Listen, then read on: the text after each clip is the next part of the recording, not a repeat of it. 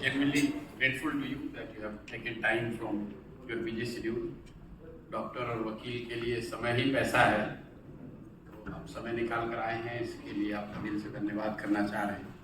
पैसा कभी अनुदान हो, समय दे बिल्कुल हो गया, अगर आप चाहें तो उसको काउंट कर लीजिए।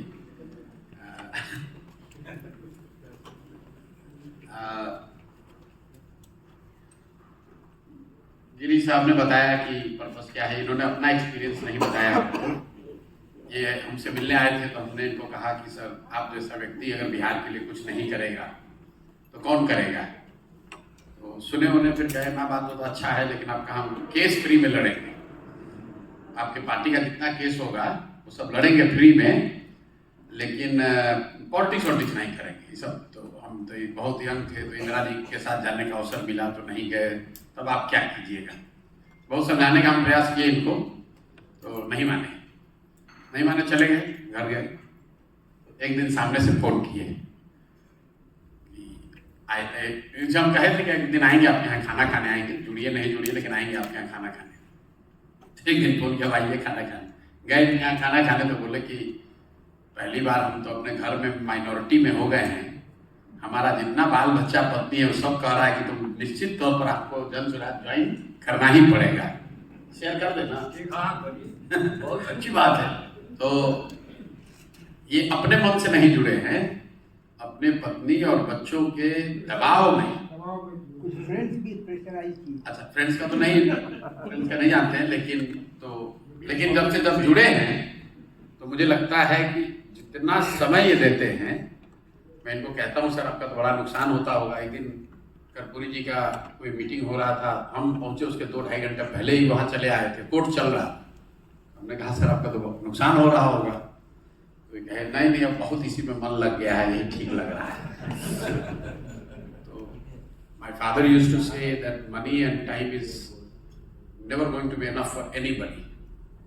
ये तो आपका निर्णय है कि आपकी प्रायोरिटी जीवन में क्या है। हम लोग तो बिल्कुल साधारण परिवार से हैं, आप लोग कई लोगों का तो बड़ा प्रोलिफिक। तो हम लोग जो प्रयास कर रहे हैं जेन्युइनली ऐसा समझते हैं कि कुछ अच्छा करने की नियत से आए हैं, कर पाए ना कर पाए उसकी चिंता नहीं, और ये समझ कर आए हैं कि कठिन काम है, नहीं होगा, आसानी से नहीं होगा, लेकिन नेट ये समझ लीजिए कि प्रयास हम करें या आप करें, प्रयास आज हो या 10 वर्ष के बाद हो, किसी न किसी बिहार के आदमी को ही करना पड़ेगा। टेढ़ा काम है, कठिन है, लेकिन 1-2 साल 2.5 साल जो हमने किया है, बहुत लोग अभी भी समझते हैं कि नहीं हो सकता है, लेकिन धीरे धीरे मेरा लोग आज भी हैं, जागरूक हैं, निचले स्तर पे जिनके शरीर पर कपड़ा नहीं है, वो भी समाजवाद पर लंबा लेक्चर दे सकता है। यहाँ की मिट्टी की थोड़ी सामाजिक विचारधारा, राजनीतिक विचारधारा, इस पर सामान्य आदमी कुछ न कुछ सोच रखता है, अच्छा हो खराब हो, हम उससे सहमत हो न हो। पिछले 30-40 सालों से ये दुर्भाग्य है कि हम लोग इस दुर्दशा में हैं, देश के सबसे गरीब और पिछड़े।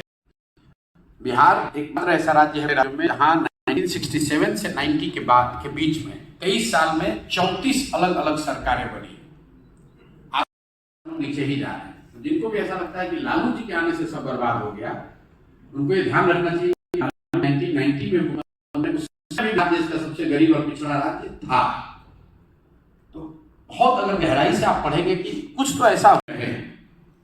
यहाँ पर परेशानी शुरू हुई 1967 से। अनफॉर्चुनेटली जब यहाँ पॉलिटिकल अवेकनिंग शुरू हुई, तब 100 साल आप टॉप पे रह सकते हैं, 100-2 साल आप पीछे भी छूट सकते हैं।